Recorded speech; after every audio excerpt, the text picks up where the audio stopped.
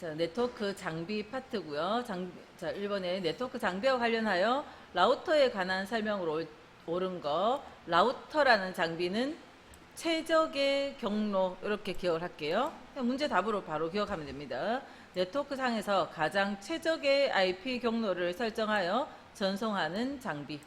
그러니까 내가 네이버 주소 적어서 검색 딱 하면 어떤 경로를 거쳐서 네트워크 선을 통해서 그 데이터를 가져올지 그 가장 최적의 경로를 찾아내 주는 게 라우터라는 거예요. 자, 밑에 또 라우터 문장을 볼게요. 다음 중 네트워크 연결 장치와 관련하여 패킷의 헤더 정보를 보고 목적지를 파악하여, 앞에 문장은 그냥 읽는 거예요. 파악하여 다음 목적지로 전송하기 위한 최선의 경로. 이 단어 하나 보고 답 찾는 겁니다. 앞에 거는 그냥 설명인 거고, 최선의 경로, 최적의 경로, 그죠? 그런 거 찾아내는 것이 라우터다. 3번에 게이트웨이라는 거는 옳은 거. 4번에 서로 다른 네트워크 간에, 게이트웨이 나오면 항상 이렇게 서로 다른 네트워크라고 보면 돼요. 네트워크 간에 데이터를 주고받기 위한 장비이다. 중간 통로잖아요, 게이트웨이가. 근데 그 규모가 다른 서로 다른 네트워크 간의 데이터를 주고받기 위한 장비입니다. 또 뒤에 가서 볼게요. 4번에 또 게이트웨이 옳은 거. 자, 보면은 3번에 서로 어떤 네트워크 그 컴퓨터망의 규모가 다르기 때문에 3번처럼 프로토콜의 전환이 필요한, 이 말이 그 말하고 같다고 보시면 돼요. 프로토콜은 통신 규약, 통신할 때 쓰는 약속, 네트워크의 규모가 다르니까 그 프로토콜의 전환이 필요한 다른 네트워크, 아까 서로 다른 네트워크와 연결하여 데이터를 전달하는 장치. 자, 그렇게 규모가 서로 다른 네트워크 간에 프로토콜 전환을 하면서 전달하는 장치가 게이트웨이다라는 거죠. 다음 5번에 리피터는 증폭기입니다. 증폭기. 옳은 거 3번에 보면 감쇄된 전송 신호를, 그러니까 신호가 네트워크 선을 통해서 보내지는데 점점 약해진다는 거예요. 감쇄된 전송 신호를 증폭하여 다음 구간으로 전달하는 장비. 그래서 증폭기. 그러니까 무선하고는 관계없는 거죠. 유선에 대해서 이렇게 하는 증폭기, 리피터. 자, 그다음에 6번도 리피터 설명이죠. 네트워크에서 디지털 신호를 일정한 거리 이상으로 전송시키면 신호가 감쇄되므로 디지털 신호의 장거리 전송을 위해 수신한 신호를 재생하거나 출력 전압을 높여 전송하는 네트워크 장비. 그러니까 신호가 감쇄된 걸 증폭시켜주는 장비. 그래서 리피터. 자, 또 7번도 문장이 보면 정보통신을 위한 디지털 방식의 통신선로에서 전송 신호를 증폭하거나 재생하고 전달하는 중계장치로 옳은 거. 그래서 그게 문제 설명은 조금씩 바뀌고 있지만 다 같은 걸 이야기하고 있어요. 그걸 찾으시라고 여러 비슷한 문제 올려놓은 거고요. 그게 리피터다. 또 8번 다음 중 무선랜 시스템을 구성하기 위한 주요 구성 요소에 해당되지 않는 거. 아까 무선 리피터는 그죠? 유선일 때 해당되는 설명이었죠. 리피터는. 그래서 무선과 관계없고. 그 다음 9번. 자, 9번 문제는 여러 가지를 많이 섞어놨네요. 자, 옳지 않은 거 물었고요. 자, 1번 라우터는 최적의 경로, 요 최적의 경로 단어 있죠. 네트워크를 구성하기 위해 반드시 필요한 장비로 정보 전송을 위한 최적의 경로를 찾아 통신망에 연결하는 장치.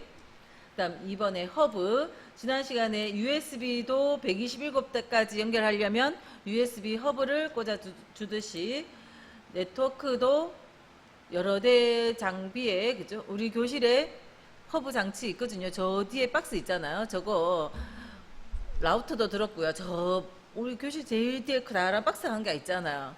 창문가에. 그 안에 라우터 들었고 허브 들어있고 그래요.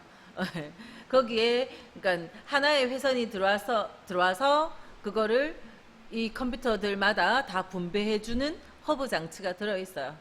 그러니까 허브는 분배시켜주는 겁니다. 네트워크를 구성할 때 여러 대 컴퓨터를 연결하고 각 회선들을 통합 관리하는 그런 장치. 그게 허브. 또 맞는 거 게이트웨이 먼저 볼까요? 게이트웨이는 한 네트워크에서 다른 네트워크로 규모가 다른 그런 네트워크로 들어가는 입구 역할을 하는 장치로 근거리 통신망과 같은 하나의 네트워크를 다른 네트워크에 연결할 때 사용하는 장치다. 관문 역할을 하는 거 게이트웨이. 서로 다른 규모의 네트워크망. 자, 게이트웨이하고 자, 밑에 설명에 브릿지하고 구분하시는데 그러니까 게이트웨이는 규모가 달랐어요. 근데 브릿지는 독립된 두 개의 그 근거리 통신망과 통신망을 연결하는 장치가 브릿지, 다리. 우리 다리 연결할 때 똑같은 규모를 서로 연결합니다. 네, 그게 브릿지입니다. 3번 설명에는 네트워크 구성할 때 디지털 신호를 아날로그 신호로 변환하여 전송하고 다시 수신된 신호를 원래대로 변환하는 전송 장치. 이거는 모뎀 같은 거예요.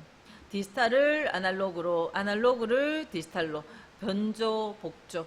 그거를 모뎀이라 합니다. 모뎀. 브릿지는 통신망과 통신망을 연결하고 게이트웨이도 망을 연결하는데 규모가 달라요. 10번 자, 네트워크 구성 장비는 네모안에 두 개의 근거리 통신망 시스템을 이어주는 접속 장치. 요 한 문장만 딱 봐도 뭡니까? 브릿지였죠. 아까 앞에서 브릿지. 자, 두 번째 양쪽 방향으로 데이터의 전송만 해줄 뿐 프로토콜 변환 등 복잡한 처리는 불가능하다. 프로토콜 변경할 필요도 없는 거고. 다음에 네트워크 프로토콜과는 독립적으로 작용하므로 네트워크에 연결된 여러 단말들의 통신 프로토콜을 바꾸지 않고도 네트워크를 확장할 수 있다. 그러니까 밑에 두 번째, 세 번째는 그냥 참고로 설명 보시면 되고, 두 개의 근거리 통신망을 이어준다. 요 말로 우리가 답은 브릿지를 빠르게 찾으시면 되고. 다음 11번 옳지 않은 거, 또 옳은 것부터 볼게요. 게이트웨이, 네트워크에서 다른 네트워크로 들어가는 관문의 기능. 다음에 자, 라우터 하면 최적의 경로 나와야 되는데 아니죠. 서로 다 독립적으로 동작하면서 같은 프로토콜을 사용하는 두 랜을 연결하는 네트워크 장치. 이제 알죠? 브릿지. 라우터는 최적의 경로라 해야 되고 설명은 브릿지고. 그 다음 스위칭 허브. 자, 허브는 이제 뭔지 아시잖아요. 허브는 아는데 우리가 스위칭 허브가 있고 더미 허브가 있어요. 자, 깊게 안 들어가도 되지만 문제 나왔으니까 스위칭 허브를 쓰면 그러니까 하나의 장치에서 분배되어 나오다 보니까 더미 허브는 속도가 컴퓨터로 연결하는 대수가 많아지면 그게 노드라 합니다. 그 노드가 많아지면 속도가 떨어져요. 근데 스위칭 허브는 속도의 변화를 안 줘요. 그러니까 우리가 회선 하나에 컴퓨터 10대 있는 거하고 20대 연결하는 거하고 이렇게 회선이 많아지면 속도가 변하는 게 있고 안 변하는 게 있는데, 자, 노드라는 거는 그런 컴퓨터 단말을 다 노드라 합니다. 네트워크의 그 지점을. 자, 그래서 설명 보면 여러 대의 컴퓨터를 연결하는 장치, 그게 허브죠. 장치로 더미 허브와는 달리 노드가 늘어나도 속도에는 변화가 없는 것이 스위칭 허브다. 노드가 늘어난다는 건 컴퓨터 대수가 많아진다. 그렇게 생각하시면 됩니다. 그 다음에 리피터, 증폭기라 했어요. 디지털 방식의 통신선로에서 전송 신호를 재생시키거나 출력 전압을 다시 높여서, 그죠? 감쇄된 걸 높여서 전송하는 장치를 리피터라 하고. 다음 12번. 자, 다음 중 네트워크 장비의 하나인 허브에 대한 설명을 옳지 않은 거. 자, 1번에 네트워크 구성할 때 한꺼번에 여러 대 컴퓨터를 연결하는 장치이다. 자, 이번에 OSI 7계층 중 물리 계층에서 사용하는 장비이다. 자, 네트워크 용어에 OSI 7계층이라고 있는데 그냥 그대로 받아들일게요. 물리 계층이 있어요. 거기에 사용되는 장비고, 3번에 허브 종류에는 더미 허브, 스위칭 허브가 있고, 4번에 일반적으로 스위칭 허브보다 더미 허브의 속도가 빠르다. 아니겠죠, 그죠? 아까 앞에서 스위칭 허브가 속도 변화가 안 생기는 거다. 그러니까 이게 더 빠릅니다. 더미는 장비가 늘어날수록, 컴퓨터 연결하는 개수가 늘어날수록 느려지기 때문에. 자, 13번도 게이트웨이, 4번에 서로 다른 네트워크, 그 다음 14번 또 게이트웨이 설명 옳은 거, 그죠? 다 똑같죠? 넘어갈게요. 자, 15번이 모뎀에 대해서 아까 앞에 나왔었는데 볼게요. 다음 중 컴퓨터 내부에 디지털 신호를 전화선을 통해 전송할 수 있도록 아날로그 신호로 변조해주고, 전화선을 통해 전송된 아날로그 신호를 컴퓨터 내부에서 처리할 수 있도록 디지털 신호로 복조해주는, 그래서 변복조하는 역할을 하는 거 모뎀입니다. 또 모뎀 마찬가지 1번에 컴퓨터 내부의 디지털 신호를 아날로그로 바꾸는 거 16번 했고요. 17번 다음 중 컴퓨터 네트워크에서 각 사이트를 물리적, 논리적으로 연결해주는 네트워크 장비로 옳지 않은 거. 자, 라우터, 브릿지, 리피터, 우리 지금 장비 용어들로 쭉 다 봤었던 거죠. 패킷은 데이터 덩어리라 했어요. 데이터예요. 네. 자, 이제 주소, IP 주소. IP, 이제 네트워크가 되려면 인터넷이 되는 모든 장비는 IP 주소가 있어야 됩니다.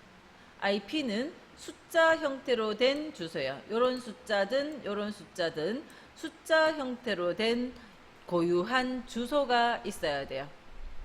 자, 근데 주소에는 IP 주소만 있는 게 아니고 문자로 된 도메인 주소가 있어요. IP는 생소하지만 도메인은 우리가 잘 알고 계시는 거예요. 우리가 네이버 주소 어떻게 써요? www. 이런 식으로 네이버.com 이렇게 적잖아요. 이거를 도메인 네임이랍니다. 문자로 된 주소를 도메인 네임.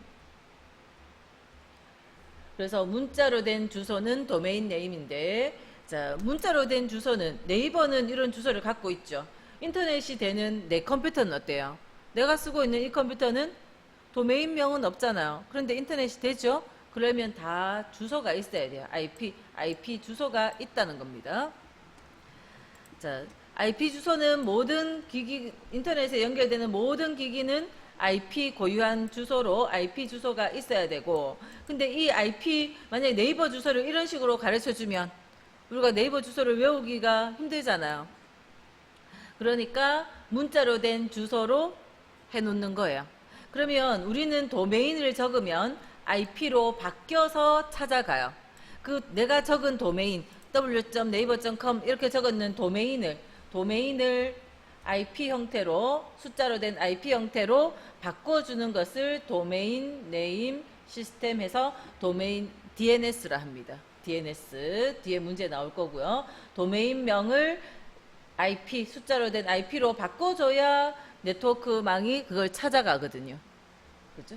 우리는 숫자로 된 거 외우기 힘드니까 문자로 된 도메인을 IP로 바꿔서 찾아가게 하니까, 그런 도메인명에 대한 정보를 가지고 있는 기기를, 시스템을 도메인 네임 시스템 또는 도메인 네임 서버 해서 DNS라고 하고요. 그래서 모든 기기는 IP가 있다. 그 개념 갖고 계시고. 자, 그런데 그러면, 자, 옛날에는 집에서 컴퓨터만 인터넷 한 대 놔두고 인터넷 쓰다가, 이제는 스마트폰 가족마다 집에 인터넷도 여러 대를 쓰기도 하지만 가족들이 다 휴대폰 어때요? 다 인터넷 되잖아요.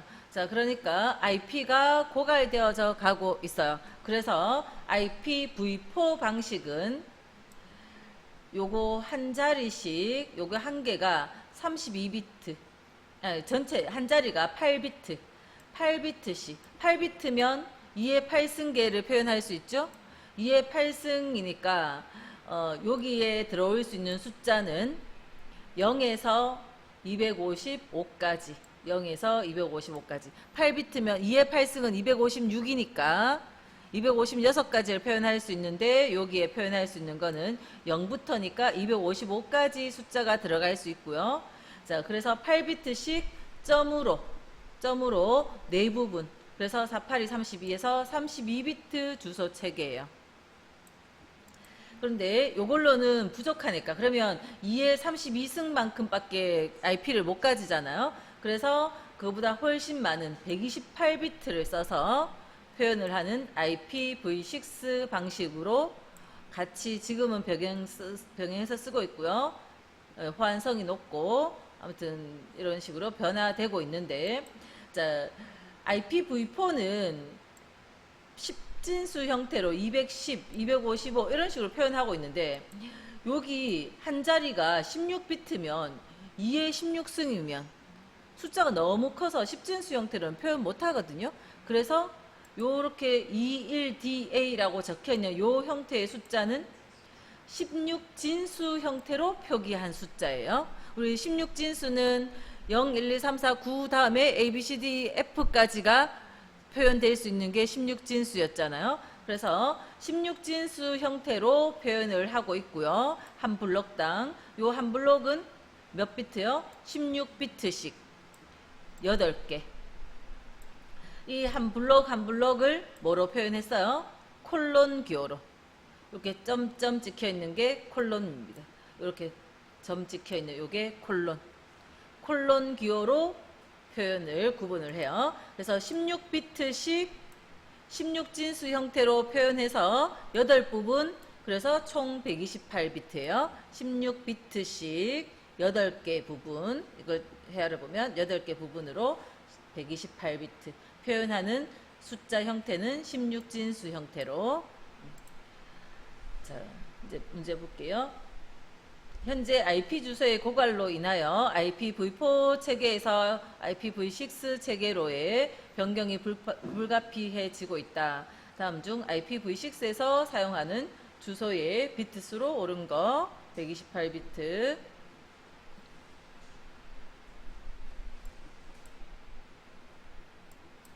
자, 또 비교하고 있죠. IPv4는 32비트, IPv6는 128비트. 8비트씩 8부분이었고 16비트씩 8부분이고 IPv4는 아까 0에서 255니까 10진수 형태로 표현을 했어요. 근데 V6는 영문자도 보이죠. 16진수 형태의 숫자로 표현을 하고 있고 주소가 43억 개, 43억의 4제곱개. 그다음 V4는 점이죠. 여기 두 개가 바뀌었네요. 그죠? V4는 점을 찍어서 구분을 했고 요거는 V6는 콜론 기호로. 다음 20번 옳지 않은 거 IPv4입니다. IPv4는 각 자리를 점으로 구분한다. 다음에 2번에 틀린 거죠. 각 자리에서 0에서 255까지. 왜 255인지, 그죠? 2의 8승 256, 0부터니까 255. 다음 3번에 네 자리로 구분되면 10진수 형태로 표현한다. 4번에 전체 32비트로 구성된다.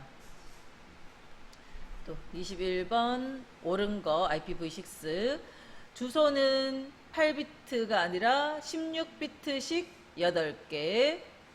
다음 2번에 주소는 네트워크 부분의 길이에 따라 A 클래스에서 E 클래스, 요거는요 IPv4 A 클래스, B, 그죠? E 클래스까지 5단계의 클래스가 있는 거 IPv4. 다음 3번에 IPv4와의 호환성이 낮으면 지금 같이 못 쓰겠죠. 호환성은 높다라고 기억하시고요. IPv4에 비해 품질 보장은 용이하다. 그러니까 향상된 기능의 그 주소 체계니까 품질 보장 용이하다 맞고, 낮으나가 아니고 높다. 4번에 주소의 단축을 위해 각 블록에서 선행되는 0은 생략할 수 있다. 자, 이건 무슨 말인가 하면 우리 숫자 표현할 때 예를 들어서 자, 007이 있으면 이거를 그냥 앞에 용 필요 없잖아요. 그냥 7이라고 표현하죠. 자, 그것처럼 아까 앞에 주소 있었죠? 밑에 볼게요.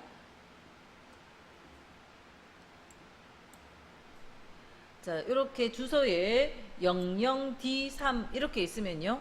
그럼 앞에 선행되는 이 0은 뺄 수 있다는 겁니다. 생략할 수 있다고요.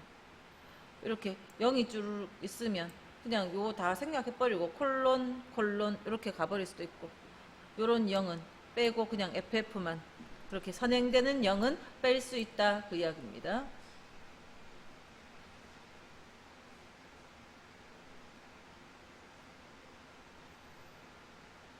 어디 듣지? 지금 몇 번 하고 있죠?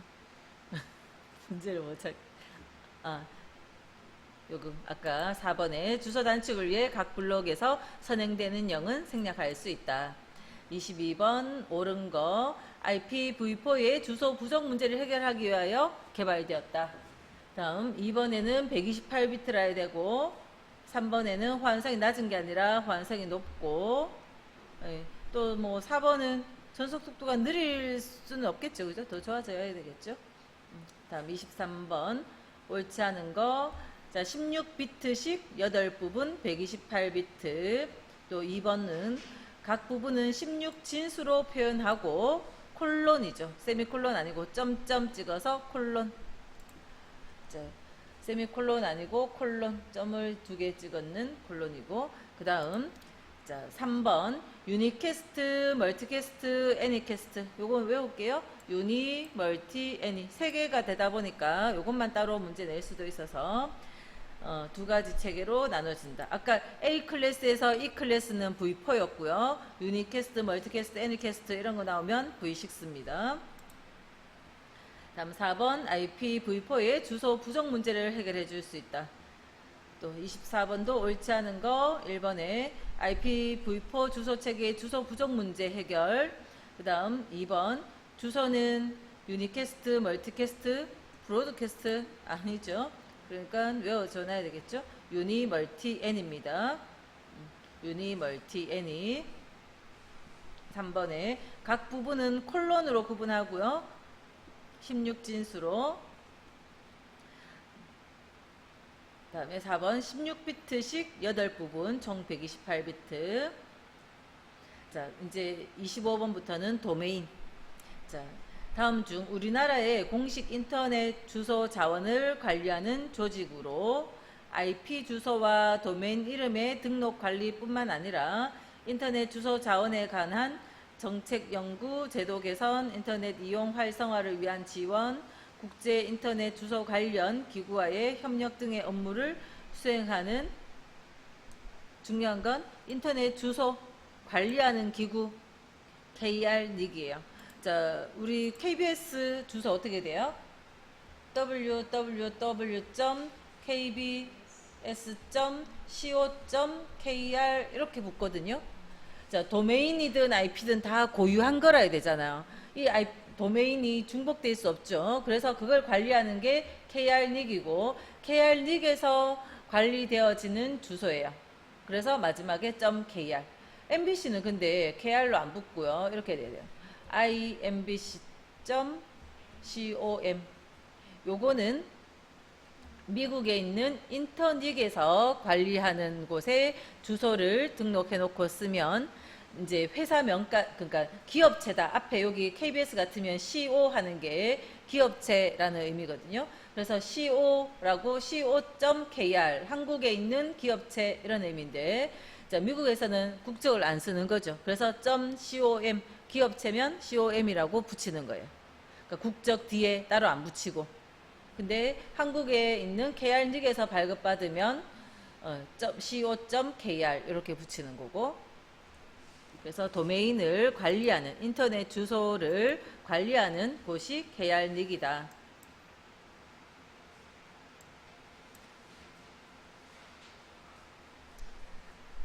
자, 또 26번도 KRNIC을 설명하고 있네요. 우리나라의 공식 인터넷 주소 자원을 관리한다. IP 주소 할당 및 관리, 도메인 이름 등록 및 관리, 후이즈 운영 및 관리 등을 수행한다. 인터넷 주소 지원센터 운영 및 보안 강화 업무를 수행한다. 이런 것이 다 KR닉의 역할이다 하는 거죠. 근데 KR닉은 그 부서의 이름이고요. KR닉을 검색을 해볼까요? 네, 인터넷 주소를 관리받으려면 그죠? KR닉을 들어가서 도메인명을 만들려면 이런 곳에 가야 되는데 인터넷 정보 센터 이렇게 돼 있네요.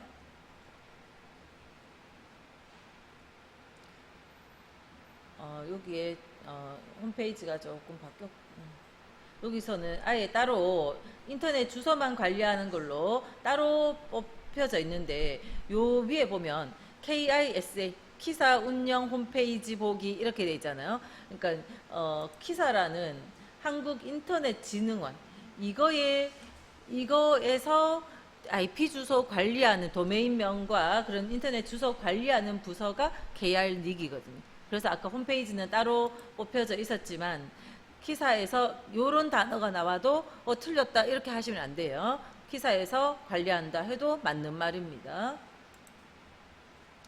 그래서 KR닉 또는 KISA 키사 인터넷진흥원.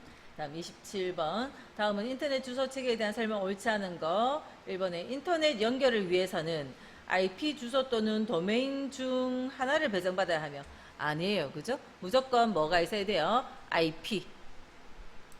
도메인은 선택이에요.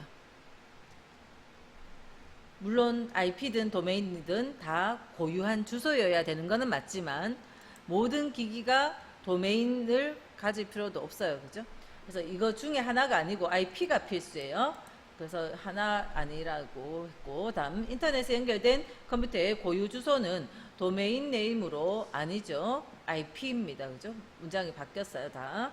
그래서 아무튼 고유한 건 IP 필수로 있어야 되고 도메인은 필요하면 등록해가지고 사용할 수 있는 거고 다음 2번 국제인터넷 주소 관리 기구는 ICANN 아까 인터닉 이야기했죠? 인터닉이나 이거나 마찬가지인 거예요.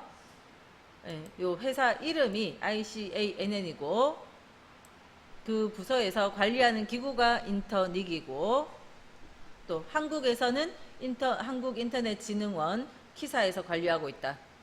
그죠? 그 부서가 KR닉이 있는 거고 그러니까 ICANN 인터닉 또는 KISA 또 KR닉 같은 거다 생각하시고 그렇게 보시고요.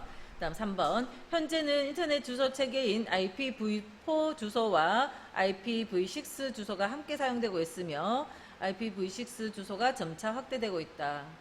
4번에 IPv6는 IPv4와의 호환성이 뛰어나고 128비트 주소를 사용하여 주소 부정 문제 및 보안 문제까지도 해결할 수 있다. 128번 적절하지 않은 거. 자, 이제 URL은 뭐냐면요. 인터넷 창을 딱 열면 자, 제가 엣지 브라우저를 열게요. 자, 지금 아까 그 뭡니까? 크롬 브라우저는 짧게 표현이 주소가 짧게 표현이 돼가지고 짧게 표현이 돼서 제가 엣지 브라우저를 열었거든요.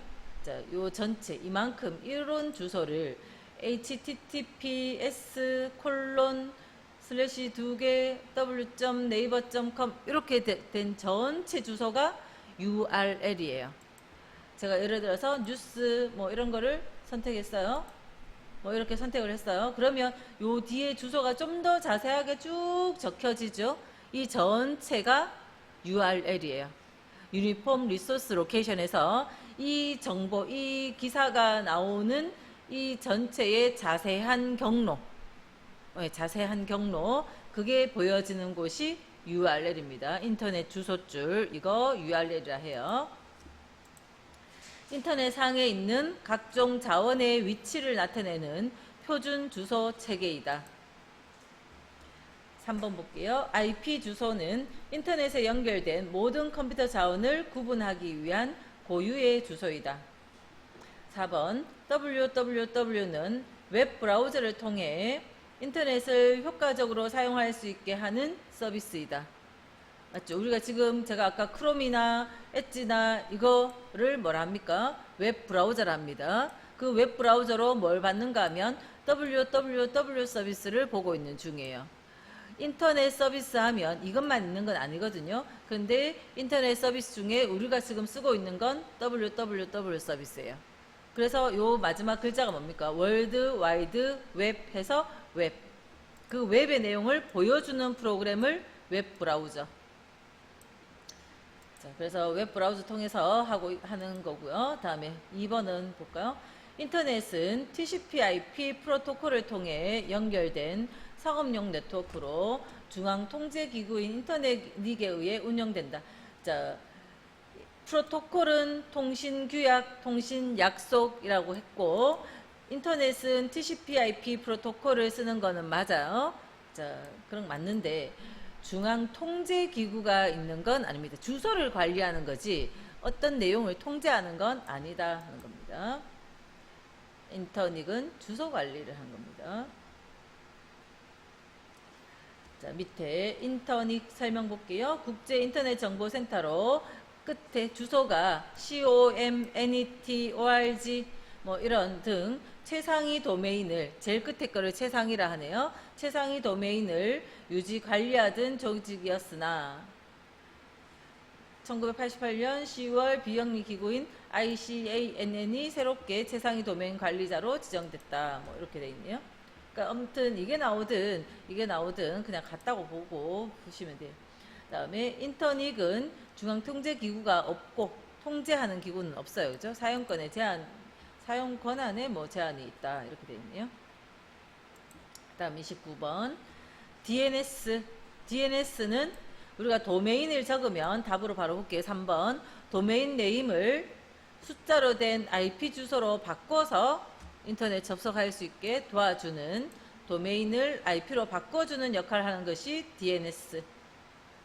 자, 여러 번 반복되고 있죠. 문제가 다음 중 30번에 인터넷을 사용할 때 문자로 되어 있는 도메인 네임을 숫자로 구성된 IP 주소로 변환해 주는 거 DNS.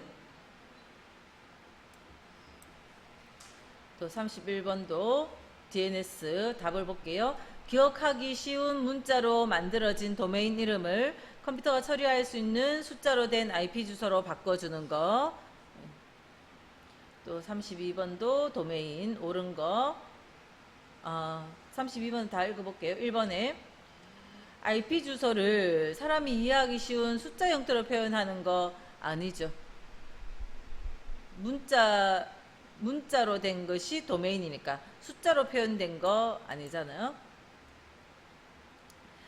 다음 소속 국가명, 소속 기관명, 소속 기관의 종류, 호스트 컴퓨터 순으로 구성된다 했는데 제가 아까 KBS 주소를 다시 적어보면 www.kbs.co.kr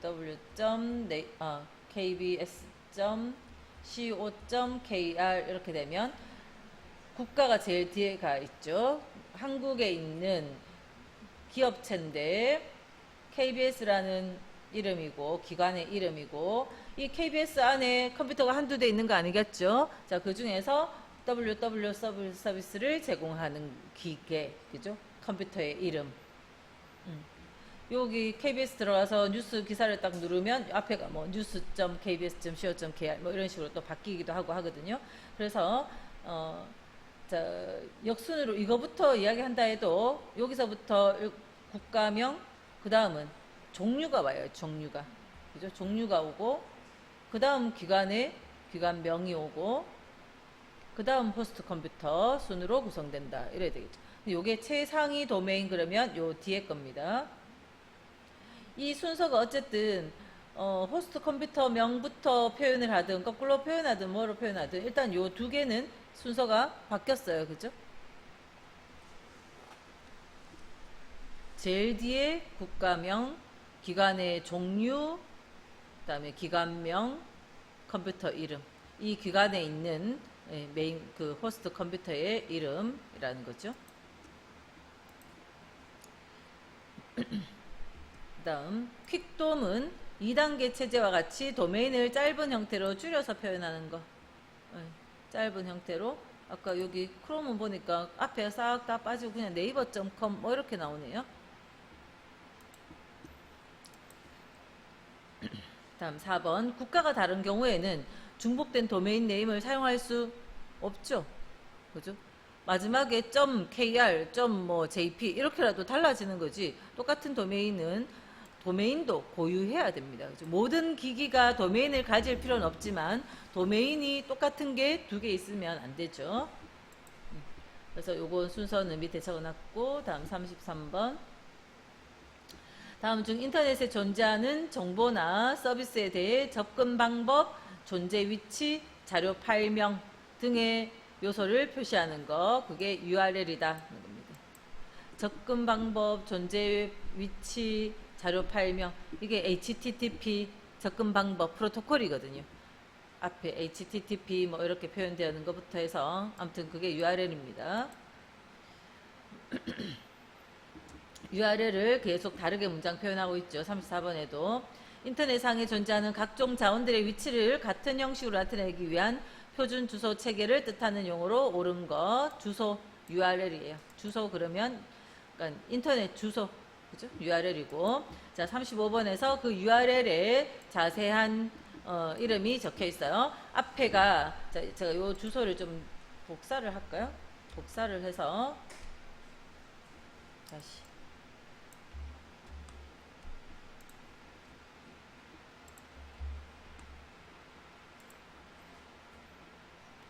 이 주소의 제일 앞에 부분이 보면 HTTP 또는 HTTPS, S가 붙으면 보안이 강화된 곳에 접속할 때 S가 붙어요. 그래서 요거는 약속 프로토콜입니다.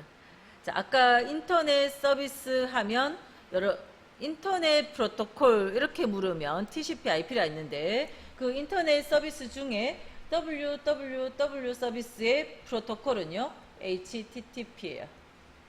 그래서 앞에 요게 프로토콜 콜론 슬래시 2개 한 다음에 요게 서버의 호스트 주소 또는 서버 주소 또는 도메인명 뭐라고 적든 그 주소고, 자, 이 컴퓨터에 그 다음 이 컴퓨터에 들어가는 입구가 여러 개 있다면 그 포트 번호 몇 번 입구 출입구의 번호를 붙여주는 것을 생략할 수 있어서 지금은 없어요. 그래서 생략된 겁니다. 생략할 수 있는데 적는다면 입구 번호를 적는 포트 번호를 적을 수 있어요. 서버 주소를 적고 콜론 포트 번호, 그 다음에 슬래시, 그 다음 경로명, 그러니까 우리가 컴퓨터에서 쓰는 폴더명이라고 생각하시면 돼요. 이 폴더 안에 이 폴더 속에 이런 파일, 이런 어떤 그죠? 코드를 가지는 파일이 들어있는 곳을 자세하게 표현한 거, 그게 URL이에요. 프로토콜과 서버 주소와 파일 경로까지 표현한 것이 URL입니다.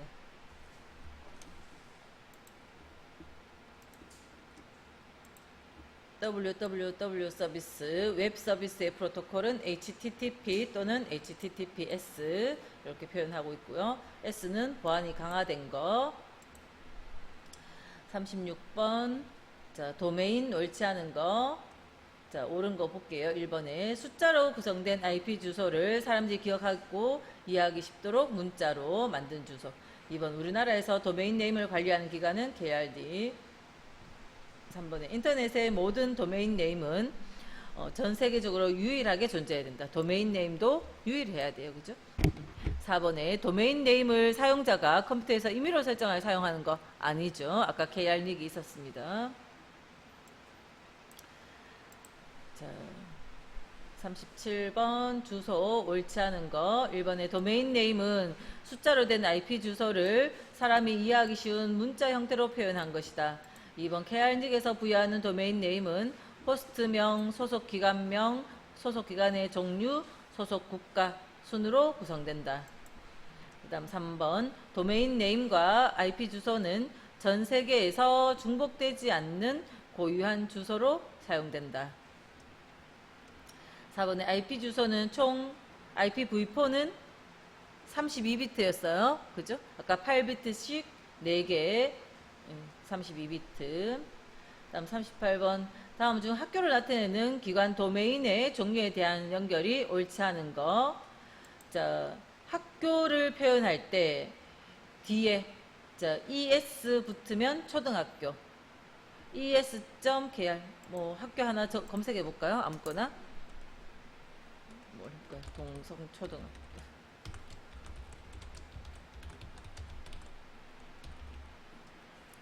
동성초등학교 이렇게 했더니 자 들어가면 아 여기 참 제가 다른데 엣지에서 할게요. 다시 엣지에서 할게요. 주소가 짧게 나타나니까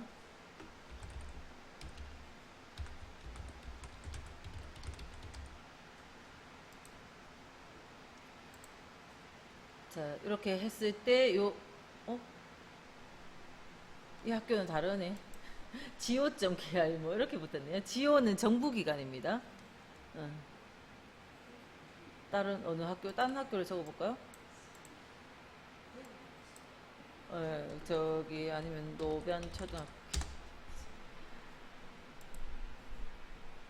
여기는 이렇게 적혀 있네요. es.kr 이렇게 요 뒤에 kr 앞에 es 이런 식으로 붙어요. 그래서 나머지는 그냥 문제로 보면 초등학교는 es, 중학교는 ms, 고등학교는 밑에 hs, 고등학교는 hs, 정부기관은 go, 그 다음에 기업체는 co, 개인은 pe, 위에 대학교는 ac, 그래서 초등은 es, 중등 ms, 고등은 hs, 대학은 ac, 정부기관은 go, 기업체는 co, 개인은 pe, 이런 글자들 봐놓으시고, 자 이제 인터넷 프로토콜이란 그죠? 설명 아까 계속 했는데 네트워크에서 서로 다른 기종 간의 데이터 전송 시 원활한 정보 교환이 가능하도록 절차 등을 규정해 놓은 그런 약속,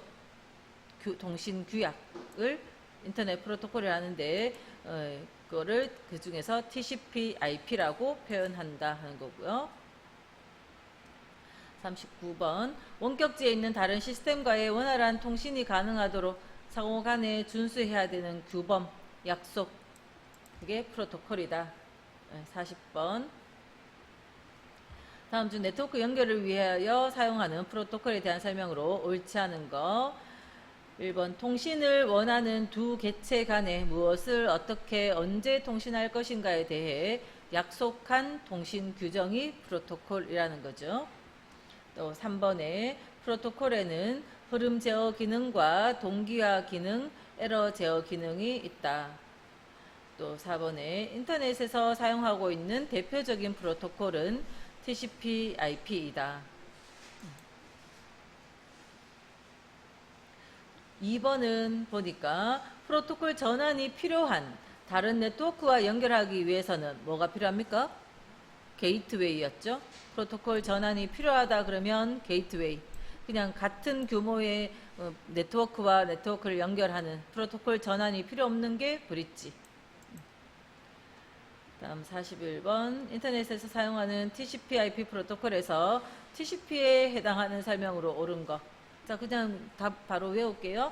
TCP는 패킷의 주소를 해석하고 경로를 결정하여 다음 호스트로 전송한다.